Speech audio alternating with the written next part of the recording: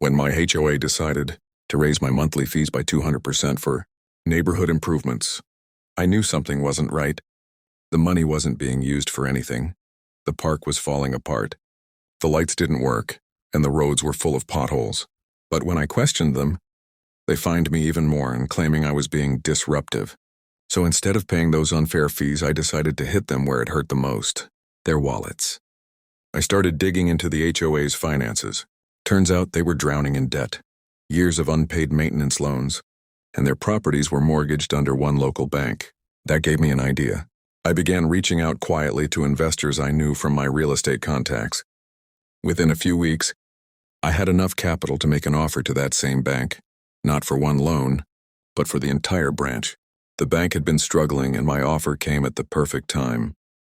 A few months later, the paperwork was done.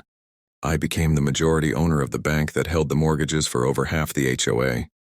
Board members' homes, the same people who fined me for leaving my trash bin out for 5 minutes, now owed their monthly payments to me.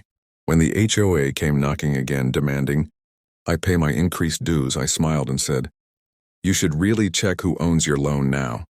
They went pale when they realized every mortgage payment they made was going straight into my account. And because of their past mismanagement, they were on the edge of default. I could have foreclosed on them right there. But I had a better idea. I offered them a deal. Dissolve the HOA completely, or I start calling in every overdue payment. They had no choice. Within weeks, the HOA was gone and the neighborhood was free. Now our community runs itself, no ridiculous rules. No fake fines, no power-hungry board. All it took was one bold move, turning their greed into my opportunity. Sometimes the best revenge isn't loud, it's smart. If you think HOA greed deserves karma, hit that like button and subscribe, because the next story is even crazier than this one.